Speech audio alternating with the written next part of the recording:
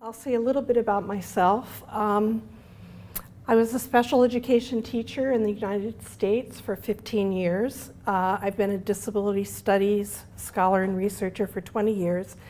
But maybe the most important thing about me is that I'm a mom. I've been a mother for 38 years.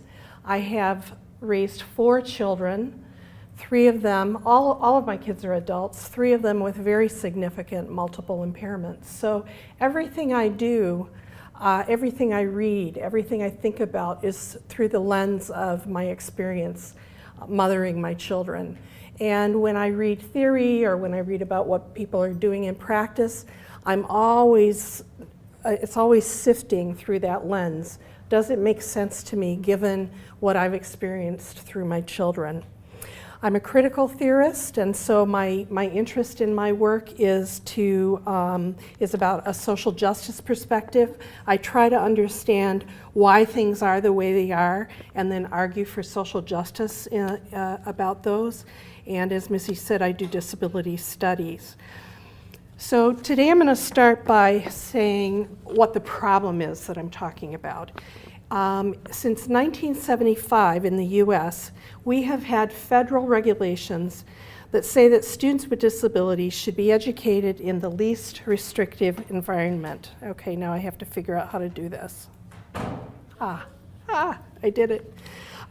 Specifically, the law says that to the maximum extent appropriate, children with disabilities should be educated with children who are not disabled. The definition, though, of LRE is very vague, and so some scholars describe that we have systematic non-compliance in the states, where districts and states perpetuate the segregation of students with intellectual disabilities in particular. And that's the group of students I'm concerned about today. So those students are segregated away from their general education age and grade level peers. And in the US, we have very discriminatory decision-making leading to widespread segregation. So nationally, less than 10% of the students with intellectual disability in the states have any of their education experiences in regular education. In other words, students with intellectual disability spend most of their time in segregated settings. Furthermore, students with the most significant and multiple disabilities experience the curriculum solely in segregated settings, usually a separate school, a residential facility, home, or hospital. This means that very few of those students ever meet other children with non-disabled children, and very few non-disabled children meet children with severe multiple impairments. So the LRE principle itself legitimizes restrictive environments and constructs special education as a physical space rather than a support service. And it ignores the relationship between physical space and student opportunities to learn. So the situation is bleak from the perspective of children and their families. Students with intellectual disability in segregated settings typically do not receive an appropriate education, which is also written into our federal regulations. Several factors are identified as contributing to the problem. For example, special ed's deficit discourse, which I know that those of your Missy's students have heard about. In that discourse, students with disabilities are viewed as problems to be solved. We also have in the states the tradition of students with intellectual disability receiving not an academic curriculum, but what's called a functional curriculum. Do you have that in New Zealand as well? Functional curriculum, consisting of basic knowledge and skills such as simple adding and subtracting and sight words. Alternatively, students with significant intellectual and multiple disabilities may only experience medicalized curriculum focused on therapies, hygiene training, and feeding, and other medicalized procedures. So the segregation of students with intellectual disability persists despite what we know empirically. Research using one of our country's most extensive national data sets, the National Longitudinal Transition Study, demonstrates that all students, all disabled students, regardless of category, have improved outcomes when they experience a curriculum in the regular education classroom.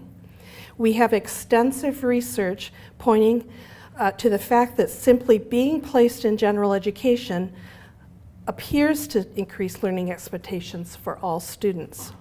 And students with significant intellectual disability can learn mathematics, literacy, communication, and other things in general education settings. So notice in this brief description of the historic segregation of students with intellectual disability, two factors emerge. First, physical segregation places students in isolated containers called special classrooms or special schools.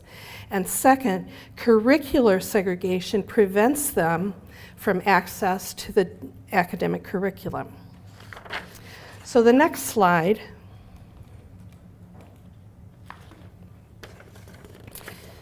represents the physical and curricular chasm separating children with and without an intellectual disability in the US.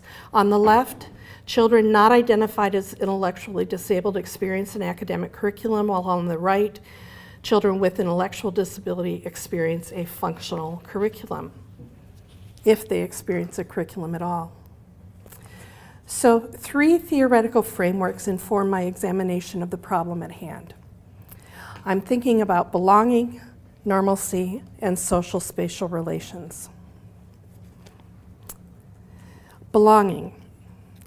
I started with the psychological notion of belonging. As it's viewed as an individual attribute, it's considered a fundamental human need.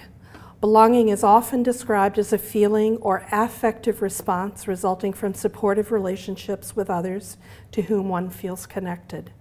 Sense of belonging is associated with positive factors for students, including lower rates of engagement in risky behavior and affective resources such as increased self-confidence, motivation, and psychological comfort. Students' sense of school belonging is associated with increased academic confidence, confidence in seeking help from teachers, and other affective influences on behaviors conducive to educational achievement. Within this psychological framework, belonging is protective against risk and preserves the individual's ability to attend to school or work, persist at required tasks, and maintain social relationships, even in difficult circumstances. The psychological sense of belonging grants positive dispositions that are beneficial for an individual. Imagine belonging being inside a circle. It feels comfortable in the circle. Everyone in the circle is connected in some significant way. The circle wraps you in strong arms, and inside the circle, it feels warm and safe. This is why belonging increases student ability to persist at learning. It's safe inside the circle because you know that people who don't belong in the circle are not there. Inside the circle, you have emotional resources that support you in doing the things you need to do to achieve your goals. The environment feels right in the circle. The people in the circle are the ones who should be in there. The activities in the circle should occur. What is said in the circle should be said. Conflicts happen, but when they're addressed in a way that the circle finds appropriate, all is well. Later, I examine the way this circle operates in the lives of people with intellectual disability. Now I want to problematize the notion of belonging. Belonging is an emotional resource, and like other resources, belonging can be allocated by an external source. In education and many other institutions, resources are allocated with goals in mind based on a set of beliefs or values that prioritize who should get what resource or how much of what resource. In this paper, I take the position that belonging is allocated by education in a way to structure the curriculum. The structure of the curriculum determines the educational outcomes for students. For example, students who experience an academic curriculum have very different outcomes than students who experience a functional curriculum. Institutionally speaking, belonging is a resource allocated to students by educational beliefs about who belongs in which curriculum spaces. As an allocated resource, belonging serves institutional purposes, in that students who have a sense of belonging are better behaved and more cooperative, thereby allowing the institution to maintain stability. Furthermore, students who have a sense of school belonging tend to persist at learning, thereby improving the reputation of the school they attend. So I'm arguing that while, yes, belonging is an individual emotional resource, it's also it has institutional benefits, which is why institutions are allocating it. The second part of my theoretical framework looks at normalcy. Anyone who's been in schools knows that the idea of normalcy is ubiquitous. Teachers admonish troublemakers to act normal. School psychologists describe test results as falling within the range of normal. School children who have the unusual behaviors associated with autism might be described as not normal. In disability studies, normalcy refers to the belief that people are expected to have normal or typical behaviors, mental ability, cognitive functioning, and emotions.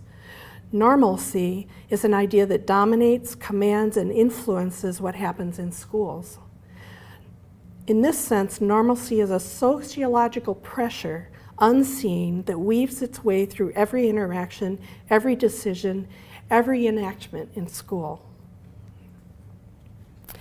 The idea of normalcy is evident in claims and predictions about intelligence. Intelligence is classified and categorized. People's abilities and futures are described and predicted. And as I will discuss later, normalcy plays out in dominant views about who belongs. Normalcy influences curriculum decisions that have deep implications for students. For example, in the US, educational decisions are associated with normalcy and usually hinge on whether a student experiences an academic or a functional curriculum, or no curriculum at all. The third aspect of my theoretical framework is social spatial relations. And I see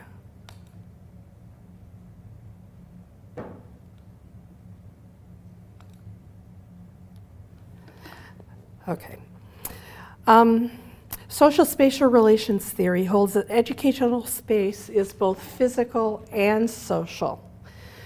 So in terms of being physical, space can be a building with 4 walls, a ceiling, and classrooms, but it's also the ways in which created space is organized and determines options for action and expression. So the actual building itself, the created space, either allows things to happen or constrains things from happening. The ways in which created space is organized determines, for example, which grade level classroom students might go into, how students operate or walk through the hallways. The geography of educational space is integrated with the social aspects of educational space. So educational space determines options for human action, where one is allowed to be, with whom one can interact, when one can be somewhere, how one travels physically through the space, whether one can be in the space, or how one is removed from the space. Together, these two characteristics of space, physical and social, determine the options for human action and expression. The fundamental principles of space help to explain the historic segregation of students with intellectual and developmental disability in the US, which is what I'm most concerned about at this time. The fundamental principles of space hold that relationships in space occur as a result of the beliefs that are used for the purpose of maintaining a dominant social class. So if we rephrase this, using what I've said about normalcy as the belief in question, now we can say relationships in educational space occur as a result of normalcy that's used for sorting students based on assumptions about intelligence. The fundamental principle of space plays out every semester in a class that I teach. The class is called inclusive teaching. The students who take my inclusive teaching course are prepared to be elementary and secondary regular education teachers. Every semester, I start the course with a question: who belongs in school? Students invariably say, everyone belongs in school. Why are you even asking that question, Gabel? Some students think this is a simple question about an ambiguous school. Of course all children belong. But then I ask the question a different way: who belongs in school? At first, my students are confused. They think it's the same question, even though I'm emphasizing different words. So I ask it in a different way, thinking of the school in which you will teach. Who belongs in your school? Now my students have a lot to say about who belongs in their school. Typically, someone says that students who are dangerous don't belong. Another person usually says that students who are disruptive don't belong. Someone else suggests that students who need a lot of physical care, like tube feeding, respiration, diaper changing, don't belong. People who can't speak English don't belong. Eventually, someone says that students who have intellectual disability don't belong.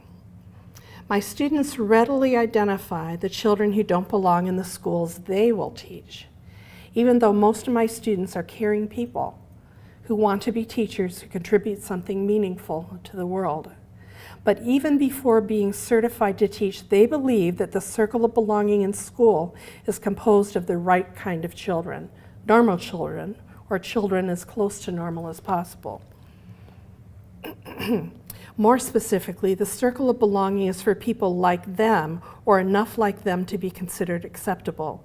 Having been school-age students themselves and having studied to be teachers, my students intuitively know that various school spaces are designed for specific types of students. All children belong in school, but not all children belong in regular school. I ask my students why some children don't belong in the schools in which they teach. Their answers invariably refer to curriculum. Disruptive and dangerous students interfere with the delivery of the curriculum.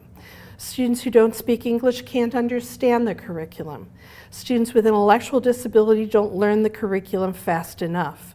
The curriculum is a central feature in the thinking of my pre-service teachers, and my students' responses show that normalcy isn't just about intelligence, it's about many kinds of difference. My students' rigid notion of the curriculum also is a problem. I further press them, why can't the curriculum be provided to the children you say don't belong in your school? Inevitably, they say, general education teachers aren't trained to teach those students. Those students need teachers with specialized knowledge and skills. Some of those students can't learn at all and may not need the curriculum, or they may need a different curriculum. Anyway, my students don't view themselves as being prepared to teach all students, all children. They are planning to teach some children, the ones who belong. At this point in my first class of the semester, we've laid the groundwork for our course on inclusive teaching. My students have openly stated 3 assumptions that we spend the rest of the semester deconstructing. First, my students think there are 2 broadly defined groups of children. Children who naturally belong in regular school, basically the type of child schools are designed for, and children who do not belong in regular school, children who should go somewhere else. Notice the spatial language in this conversation. For my students, belonging means sharing space. Not belonging means not sharing space. My students view belonging in education as being in proximity to others who are in the same space. Later examples I use will illustrate how sharing space isn't exactly enough to create belonging. The second thing my students have said is that they view belonging as structuring the curriculum. In other words, children who belong experience the curriculum, and children who do not belong are experiencing something else. My students don't even know what that something else is. In my students' schools, children belong because they can handle the curriculum, and they will not prevent other children from learning the curriculum. For my students, the curriculum is predetermined, static, an entity that reflects who belongs and who does not belong. Here we see my students' understanding of the relationship between space of belonging and space of curriculum. They believe that if someone belongs in their school, the curriculum will be preserved. The third thing my students are saying is that they believe that they don't know how to teach all children. Our course on inclusive teaching is designed to convince them that they can teach all children, but first I have to help them understand that belonging is allocated to children based on dominant beliefs about the value of normalcy, and that those dominant beliefs are represented in the structure of schools. Schools are designed to support the success of certain kinds of students, and in this structure, children who don't belong have to be sent away, perhaps to a school designed for people who don't belong. Children who belong do so because normalcy has deemed them typical enough to belong and has established educational institutions that allow them the opportunity to thrive. My students provide an example of pre-service teachers, but I find that veteran teachers in the States often have similar beliefs about belonging. I recently had a conversation about inclusion with a teacher education colleague who used to be a kindergarten teacher. My colleague was a public school teacher for many years and has been a teacher educator for about 20 years. She reminisced about the special education students who were mainstreamed in her classroom for short periods of time when she was a kindergarten teacher. Then, to make her point about the necessity of segregated classrooms for students with intellectual disabilities, she said that when it was time for the special ed students to leave her room, the students couldn't wait to get back to their classroom. My colleague was making a point about belonging. The kindergarten students assigned to her belonged. The students who came to her room for a short period of time and were assigned to another teacher did not belong. They belonged somewhere else. And I don't blame my colleague. She was enmeshed with a school structure that sent special ed students to her classroom for a short period of time without additional support. She was prepared by her teacher education program to be a teacher of typical kindergarten students. The special ed students probably did want to get back to their classroom. In this example, we can see that even though the two groups of students shared the same physical space, the special education students did not belong. So let's go back to the circle of belonging. Oops. Who belongs in school? We've already done that. I need to catch up with my PowerPoint. Notice the circle is closed. The boundary is marked by physical space in which social relationships happen and a curriculum is experienced inside the circle. Individuals can belong in one place and not belong in another, as was the example that I just gave you. For many years, my oldest daughter, Tiffany, I'm going to try to keep up with my PowerPoint here, attended school in what is called a center-based program in Michigan, where I live.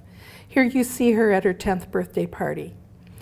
Students labeled as having severe multiple disabilities and profound intellectual disability were sent to this school. They used an acronym to describe the label that Tiffany had been given. So she was labeled as having severe multiple disability, or what they called SXI. The school was in a neighboring town that served students from across the country. I'm sure that Tiffany felt a sense of belonging at her school. She was an integral member of her classroom. Her teacher loved her, and Tiffany participated fully in all aspects of the school. She belonged. All was well until her father and I had nagging doubts about whether Tiffany really belonged in a segregated school. We thought she should belong in a school with disabled and non-disabled students. So when Tiffany was 10 years old, her father and I said we wanted her to be educated in a regular school. So after some negotiations, Tiffany was sent to a regular school. The new school was also in a center-based program for students with physical disabilities and health disabilities. I should clarify that. The new school was a regular school in which there was a center-based program located. Tiffany's sister April was also in the center-based program. Soon after she started attending the school, we naively asked if Tiffany could attend story hour with the kindergarten students. This seemed like a reasonable request. After all, bedtime stories were a nightly routine in our home. Tiffany loved stories, and she often responded to them with short words or phrases to indicate that she understood the story.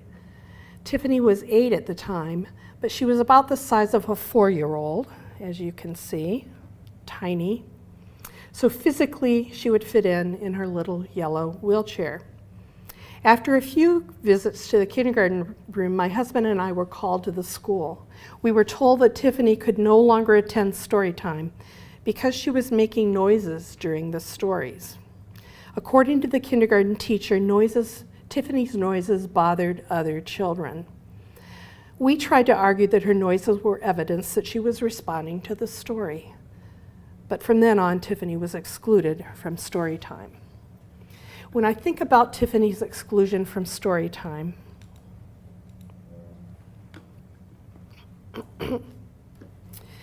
I imagine her in a kind of perp walk. She's deemed unacceptable. The word guilty is pasted on her back. Sadly, she wheels her little yellow chair down the hall toward the classroom she belongs in. Perhaps she feels embarrassed or shameful. After all, she isn't worthy of story time. Sometimes you say to yourself, I've entered the circle of belonging. Or as a parent, you may say, finally, my child has entered the circle of belonging, as my husband and I did when Tiffany was allowed to attend the regular school. Notice Tiffany was allowed to attend. She was given permission to be in that space. But did she belong? When you're outside the circle of belonging, the world can feel cold, tentative, and even dangerous. Outside the circle, it can feel as if there's no warmth, approval, safety, stability. The emotions associated with being outside the circle are painful: shame, isolation, abandon, alienation. When you're outside the circle, you can see the people inside the circle and you want to be in there. If it's a circle of belonging, why wouldn't you want to be in? You can try to push your way into the circle, and the circle boundary may give a little, as it did when Tiffany went to story time. When that happens, you may feel like you're inside, but you're fooling yourself. The circle gives for a short time, but it's not permeable. Its borders merely give a little to avoid controversy. It makes you think you're in when you're really not. You push in, and at some point the circle pushes back at you, and you realize, I was never in at all. So you can see that on this side. The circle's a little lopsided, where people outside the circle have pushed in, but the circle is still closed. It's still impermeable. After all, story time is for children who don't say unintelligible words when the teacher is reading. So Tiffany was no longer in kindergarten story time, but at least she could feel a sense of belonging in her special education classroom, or so we thought. When she was 10 years old, Tiffany came home, and I'm going to say it like she said it so you can get a sense as to how she communicated. She came home, got off the school bus, and said, reading, reading. And given her inability to say many words, Tiffany used her vocal inflections that way so you could kind of understand what she was trying to say. When she said reading, it signaled to us that this was important to her. Eventually, we figured out that she wanted to learn to read. So I called her teacher and told him about Tiffany's request. The teacher's response was startling. Reading is not in the SXI curriculum. I now understand that this teacher was saying the same thing my students tell me at the beginning of every semester. Belonging structures the curriculum. Tiffany might have been in a regular school. She might have been in a segregated classroom that provides some academics, but she didn't really belong. SXI students like Tiffany don't get reading. The SXI curriculum is focused on dressing, undressing, hygiene, feeding, and various therapies. Tiffany herself was pushing against the circle of belonging, and the circle wouldn't give. My response was unreserved. Without even thinking about it, I said, I think if someone can ask to learn to read, maybe they should be taught reading. But the teacher didn't relent. So my husband and I spent the next many days prompting Tiffany to ask her teacher directly. Every morning before putting her on the school bus, we would say, ask your teacher for reading today. And every day she would go to school and say to the teacher, reading. After a couple of weeks, the teacher agreed to do a little reading with Tiffany. At home, we anxiously awaited for the teacher to send a storybook that we could practice with her. We were hungry for meaning. Tiffany was hungry for meaning, for story, for learning. Unfortunately, the teacher did not include Tiffany in the class reading group. Instead, he taught her individual lessons using the DISTAR phonics program. I don't know how many of you remember DISTAR. Anybody remember DISTAR? I hope they're still not using it today, but maybe they are. DISTAR proved to be meaningless to Tiffany. She wanted to belong in the class reading group. She wanted to learn to read. She was granted neither. This was our lesson. Sometimes you think you're inside the circle, but the circle's just flexing a little. After all, reading is not in the SXI curriculum, and Tiffany is an SXI. 2 years later, Tiffany was moved to a classroom for students with severe multiple disability in a regular middle school. My husband and I knew the teacher because our oldest son had been in his classroom. So I called the teacher and told him the reading story, and he readily agreed to do reading lessons with Tiffany when she came to school. Tiffany seemed pleased with her new school for a few weeks, but one day she came home and said, what do you think she said? Science. Science. Just like that. We asked, are you learning science in your new school? No. We soon learned that she wanted science, so I called the teacher and explained her request. He said that science wasn't in the curriculum for SXI students, but that maybe she knew about science because one of the classmates was mainstreamed, at the time we said mainstreamed, into 8th grade science, and that's probably where she heard the word science. I suggested that Tiffany could be mainstreamed into another science class, but the teacher said, no, he couldn't get away with mainstreaming more than one student. I've come to believe that Tiffany was the wise one in the story. She intuited that belonging means being taught to read alongside one's classmate. She understood that belonging means going to science like everyone else in school. She realized that belonging in school is being viewed as a learner worthy of the academic curriculum. And in her own way, she demanded recognition. But the circle of belonging is not permeable unless someone or something creates an opening. A strong policy opening, for example, is represented by this circle. The circle's policy window is open, and given the right conditions, additional children will be allowed into the circle of belonging.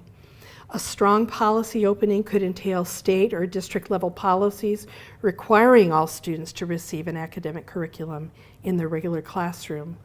But it would also need monitoring systems to assure that educators are following through. A soft opening, oops, wrong way. A soft opening of the circle is represented on this slide. The circle has been modeled by people pressing for entry, just as Tiffany did. At some point, someone inside the circle creates a small, maybe temporary entry, allowing someone to enter the circle. Tiffany's elementary teacher could have done this by including her in the reading group. Her middle school teacher could have had the courage to advocate for a second student to be included in science class. The kindergarten teacher could have allowed her to be in story time. When I first meet my pre-service students, they seem intent on allocating belonging.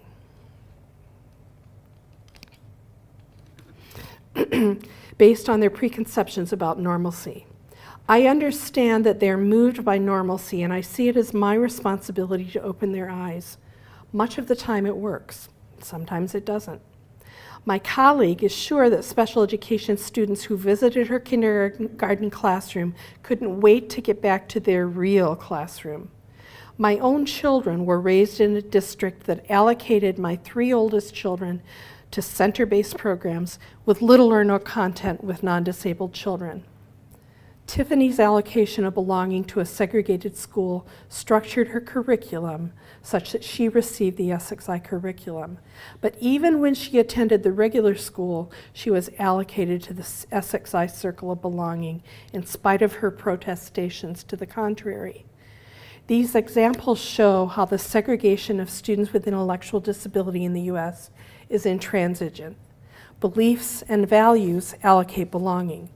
Belonging structures the experienced curriculum, and it can be very difficult to get into the circle of belonging if you're standing on the outside.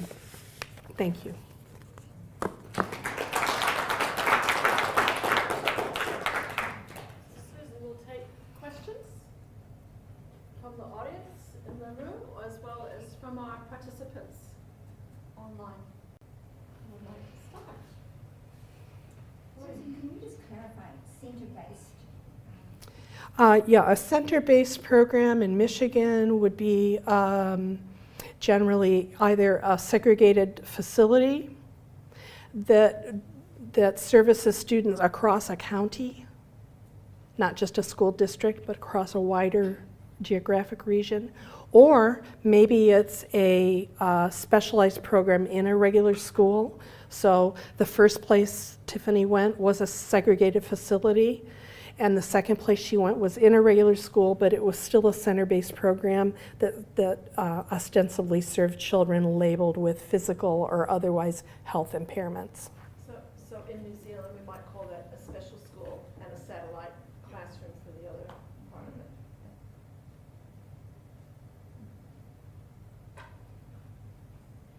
I'm just going to sneak in here. So, folks at a distance, you can also use the chat function to ask any questions or make comments. So it looks like a few are coming. While they're typing, does anybody else have a question or a comment?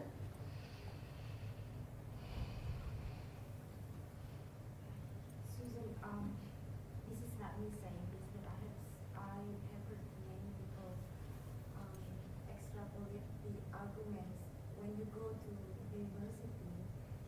There are certain requirement entries.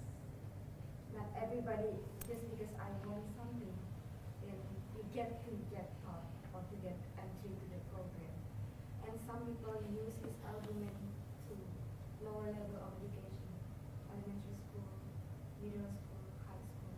How do you respond to this? You're going to have to repeat the question as well. I'm not sure what the question is. So Can I'll repeat it if I Yeah. can. So what Leanna's asking is she has heard people say that because not everybody can get into university, that there are requirements. They use that same argument to therefore say, you shouldn't be in my high school class because you can't meet the requirements. You shouldn't be in my middle school class because you shouldn't be in my primary school class. Yeah. Or even kindergarten. So what she's, You don't meet the requirement. Yeah, well, I think what I said in this talk is exactly responding to that. That I would argue that is discrimination, and so plain and simple, it's discrimination. Is it also discrimination if this happens at university level? Well, that's a very good question, isn't it? Very good question, because there are whole groups of people who are have no access to university level education, right? People with intellectual disability are a great example. We have friends in Belgium, Missy and I, who are young adults, not even young adults, middle-aged adults, who have wanted their whole adult life to get some university training and have worked really hard to be able to audit a class. Or so that's a really tricky question. Should anyone who wants to be able to go to a post-secondary institution? Yeah, I think so. In New Zealand, you can. Once you turn 21, you get a chance to go without having to have any other qualification. Unless you want in a PhD program, of course, and then that's another thing. So Kathleen's written a question. What's his KQ? Okay. What do you see as valuable about thinking about affect in relation to inclusion in schooling? Well, Kathleen, that was partly what I was getting at here, because I've been doing a lot of work lately on affect and feminist affect theory. So when I say that belonging is an allocated resource, I'm really saying that it's an allocated affective resource.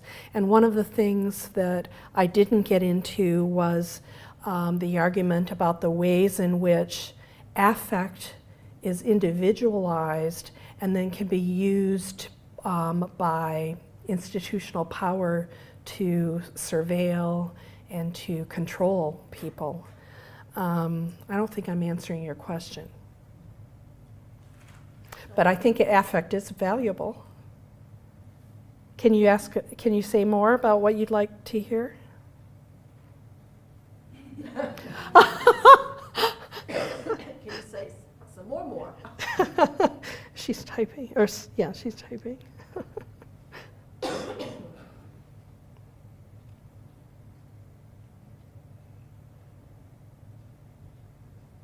So while she's typing, I'll just say, I was trying to make the argument that belonging has affective components, right? If you take the construct psychologically, that it is about affect. Yeah, and so in a sense, I'm arguing that belonging as an affect is allocated to students. Christoph, do you want to say something about that in relation to your work in positive psychology?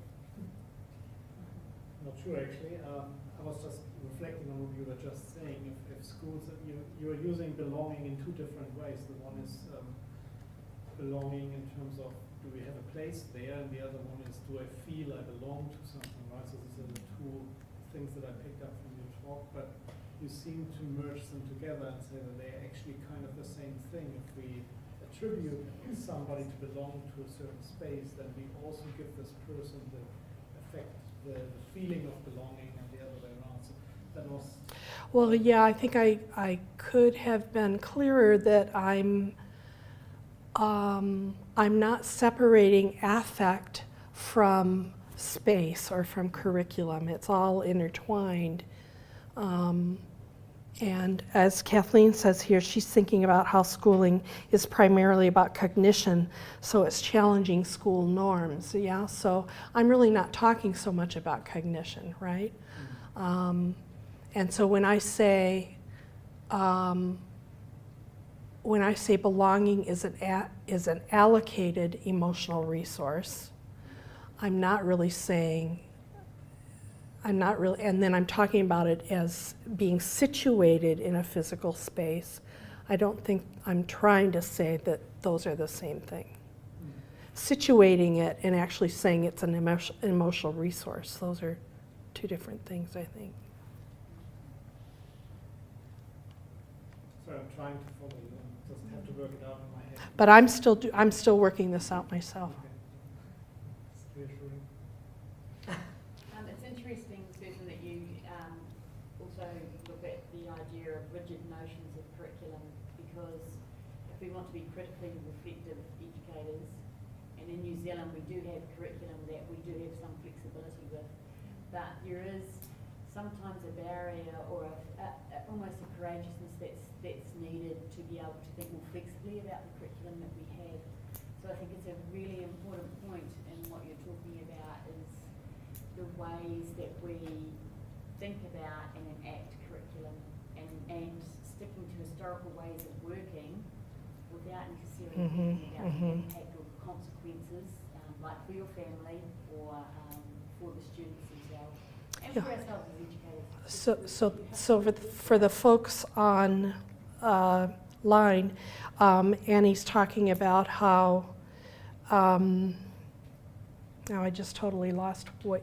Rigid notions of Yeah, she's referring to the rigidity about curriculum that my students were thinking, you know, curriculum is the curriculum. They're not really understanding that curriculum can be a fluid thing, that it can shift and change based on environment, based on participants and many different things. So for them, when they say the curriculum, they don't even know what they're talking about really. But teachers are that way too, aren't they? Don't teachers do things like talk about the curriculum? And I think the answer there is universal design for learning. So here's Jenny's question.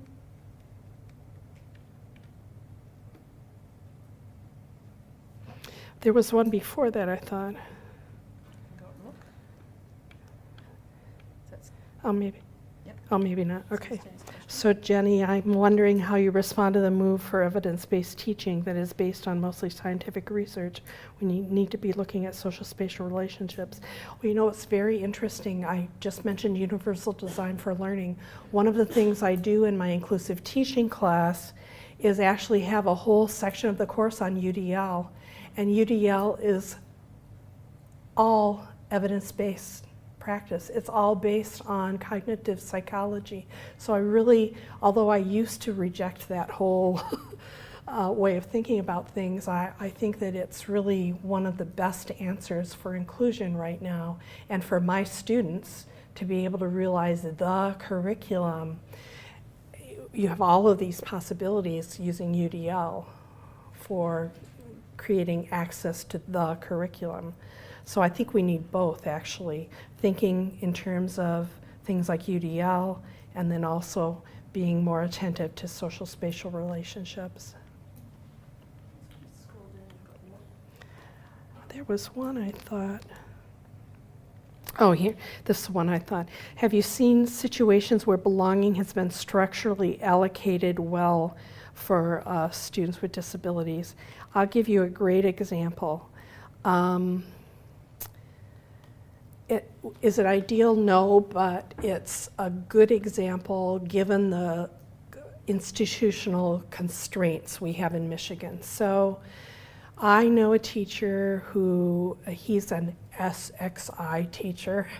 So all of his students have severe multiple disabilities. He teaches in a center-based program in a middle school near where I live. And so all of his students are assigned to this segregated classroom in the middle school. But what does he do? He brings them out into the regular middle school. I would rather they weren't assigned to him. I would rather they were just assigned, you know, like all the other kids in school are assigned to teachers. But given the structures he's working under, this is the best that anyone could hope for. And so he actually gets his kids out into the classroom and has figured out how to make sure that they have daily interactions with non-disabled students in academic settings. He's the only person I know of in my state who's doing that with students with those significant support needs. There may be others, but he's the only one I know about. Yeah, you had a question. Yeah, my question is it possible that a student with SIN will be given a space within a particular school but may not belong to? Say that again, please. Is it possible that a student with SIN, that is, a student with disability, may be given a space in a school, but may not belong to? Yes, yes. Well, I think okay, so you're asking, is it possible that a student could be given a space in a school but not belong in that school? And yes, I think that happens all the time. The example I gave of my daughter is a great example. But it happens in the States, it happens with all kinds of children, right? Immigrant children, undocumented immigrants, children who don't speak English, transgender students. I mean, the list is very long. So in the States, do you have particular schools where students with same goal, or is it in the general school system? Do you have? SEND means special education Yeah. needs. Okay, so ask the question again, please. I said, in states, as you gave examples, is it a general, does the general school system accept students with disability, or we have specific schools where? Okay, so you're asking in my context if schools allow students with disabilities to come into the school, or if students have to go to places based on what their disability is, and both things happen.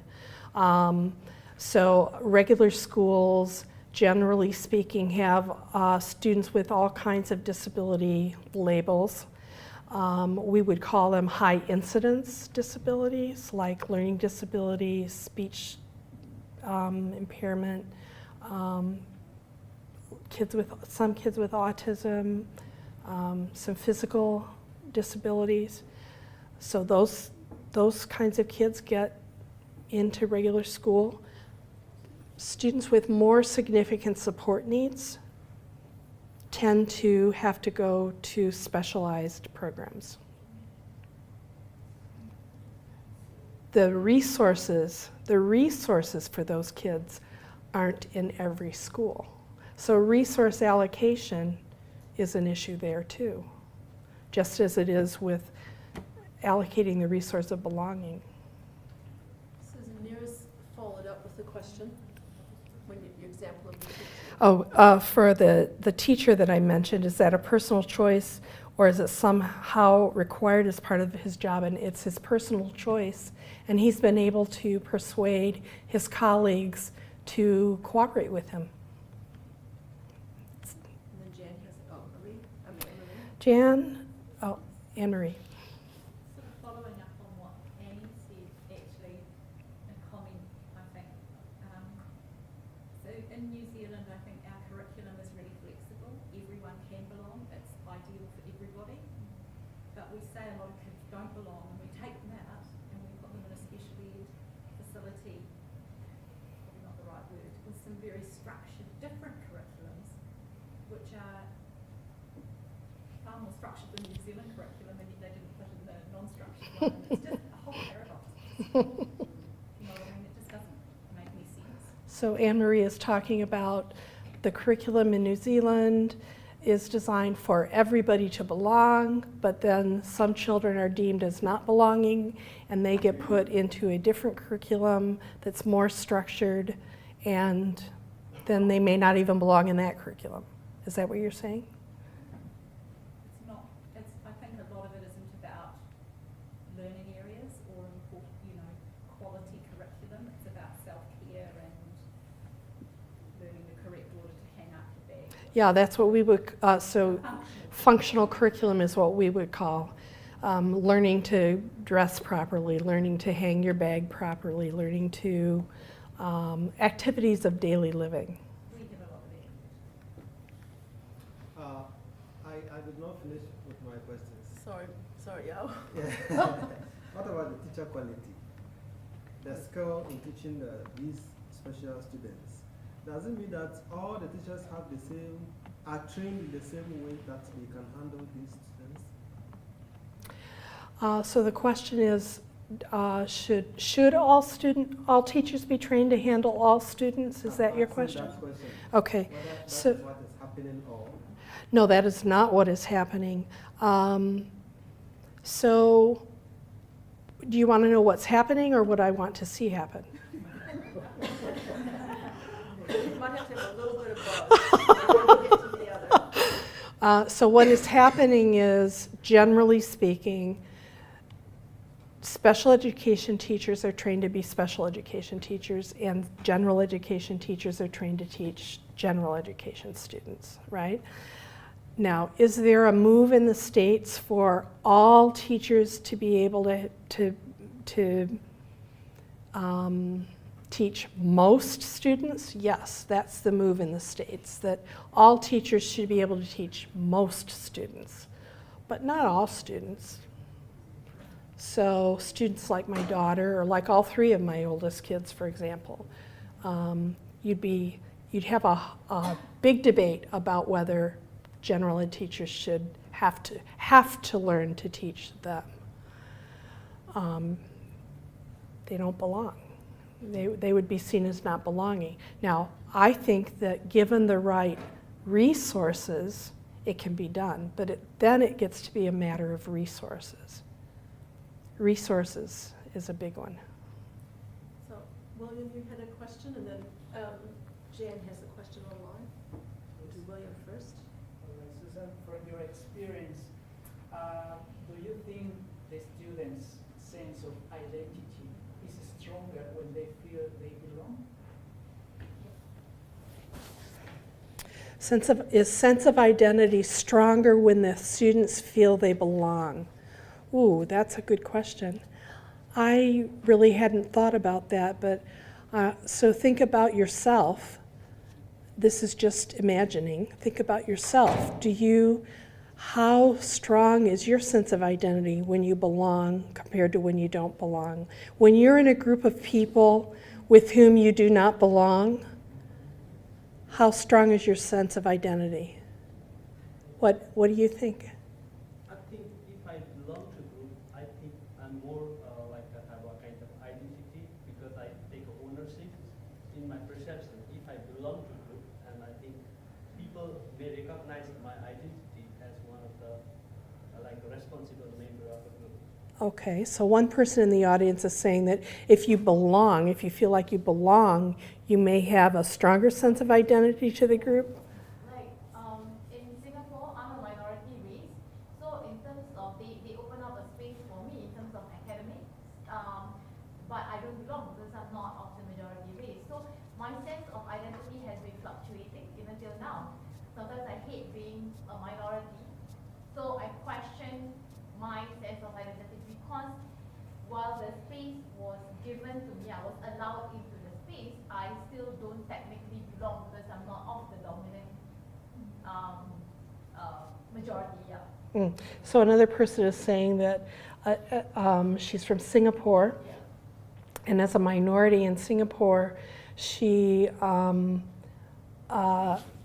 both doesn't feel like she belongs, but she's given permission to be in certain spaces. And so there's that, what is conflict or confusion, and identity. In that sense, it almost sounds like you're saying your identity is in flux. Yeah. Because I academically belong to the majority dominant group, but ethnically I belong to the minority who is seemingly stereotypically not educated.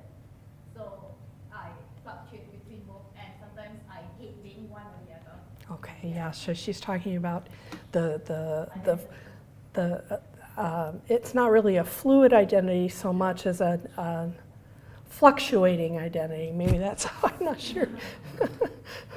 But identity really didn't come into my work because I'm having an institutional analysis. I'm not doing an individual analysis. Like even when I talk about my daughter, it's not really about my daughter. She's just the example. Does that make sense? Yeah. Susan, really it's very nice to know about that belonging, normality, and social space relationship. Do you think, is there any kind of effect of this ethical framework like a neoliberal policy because they have allocated budget or allocation for certain number of students about the resources based on that neoliberal theory in the United States as well, or something different? What kind of policy they have to allocate these kind of budget for these needs of the students. So I'm not sure I understand what you're asking. Try to say it in a different way. Yeah, I mean that our policy, especially I'm from Nepal, our education strategy, act, legislation is based on social, human rights-based approach, but practice is just opposite. Do you have the same kind of policy in the United States, or is a different policy? Okay, so I think you're asking, as in Nepal, the policy is a human rights-based policy, but what happens in practice isn't necessarily consistent with that. Do we have that same situation in the States? Yes, very much so. And so Just conscious of the time, keep going. that's why I said at the very end, if you have a strong policy opening, you can't just have a policy, you have to have some monitoring system. Right, so let Jen have the last comment or question. Okay, Jan, I think belonging is very important. However, I think it's quite difficult if you learn best one-to-one. For example, I have a daughter with Down syndrome who passed the external level 2 calculus and algebra exams, but this was only possible with me teaching her after school. People with Down syndrome often have problems with auditory processing problems, and our daughter often said that the classroom was too noisy for her to think. Great point, Jan, and it's misleading of me to always be using a regular classroom as the place where students belong. I mean, ideally what would happen in schools is things would be restructured to the extent that students could belong regardless of what their label is. It'd be great if there were no labels. That students without Down syndrome, many students need one-on-one attention, need a quiet place to learn. So I don't think that that's all that unusual, and it would be great if schools would be structured so that everyone had the best opportunity that they needed. But thank you so much for that comment. So I'm going to draw to a close now and invite the people who are here to join us for some nibbles and drinks down the back of the room. And if we could just thank Susan again for her presentation.